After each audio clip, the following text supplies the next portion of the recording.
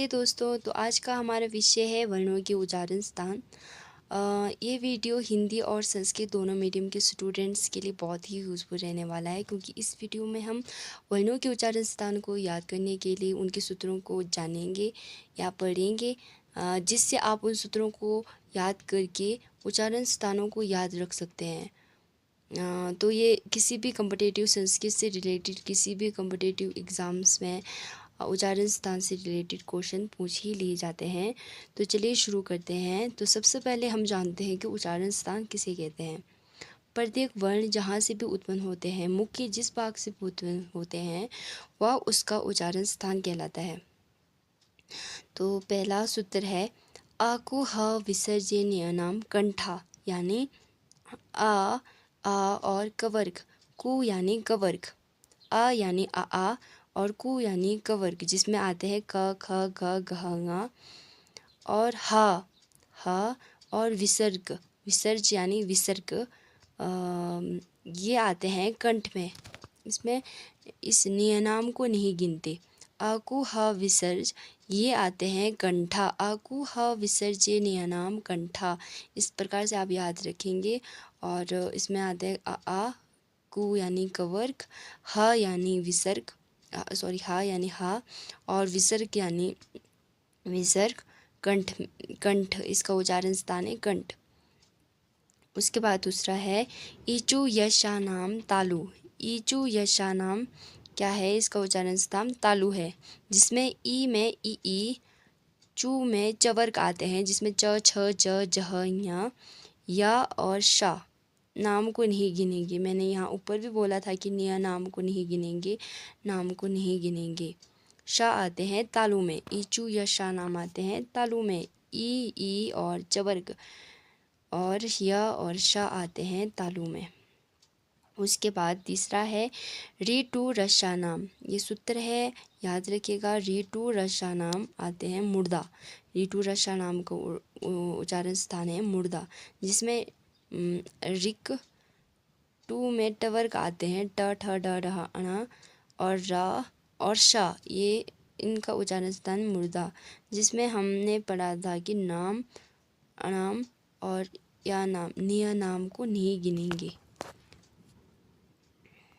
तो आपको इसमें याद रखने हैं आकु ह विसर्ज्य नियनाम कंठा, ईचु यशा नाम तालु, रीटू रशा नाम मुर्दा। इस प्रकार से आपको इन सूत्रों को याद कर लेने हैं। उसके बाद है ली तू लसा नाम दंता, जिसमें ली और तू में तवर्ग त थ द ध न और ला और सा ये आते हैं दंता में। दंत इनका उच्चारण स्थान है दंत। ली तू लसा नाम दंता। फिर उपु पद्माने नाम ओष्ठा, यानी उ और पवर्ग प फ ब भ म, इनका उच्चारण स्थान है ओष्ठ। ओष्ठ यानी हमारी जो लिप्स होती है, इनके उच्चारण करते समय हमारी जो लिप्स होती है वो एक दूसरे से टच होते हैं। उसके बाद वकार से दंतोष्टम, व का उच्चारण स्थान है दंत और ओष्ठ। व का उच्चारण स्थान, जब हम व बोलते हैं तो हमें जो हमारी दांत से भी आवाज़ निकलती है, और हमारे जो होंठ होती है, लिप्स होती है, वो एक दूसरे से टच करते हैं, तो व का उच्चारण स्थान है दंतोष्टम। आपको इस सूत्र को याद करने हैं, वकार से दंतोष्टम। ए दे दो कंठ तालु, जिसमें ए और आय आते हैं, उनका उच्चारण स्थान है कंठौर तालु। ओ दो कंठोष्टम, ओ और आओ का उच्चारण स्थान है कंठोष्ठ। कंठ और ओष्ठ है, इसका उच्चारण स्थान कंठोष्ठ। ञ म ङ ण नाम नासिका, यानी ञ म ङ ण न, इनका उच्चारण करते समय हमारे जो है कि नाक से आवाज़ आती है नासिका, तो नोज को कहते हैं नासिका।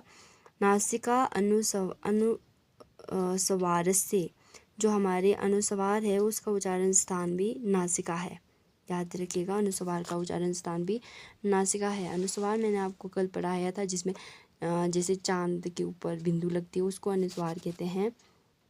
तो उसके बाद आपको इन सूत्रों को याद रखने हैं, जिसमें लिऋतु लस्सा नाम दंता, उपु पद्माने नाम ओष्ठो, वकारस्य दंतोष्टम, ए देतो कंठ तालु, ओदोतो कंठोष्ठम यमगणनाम नासिका नासिका अनुस्वारस्य।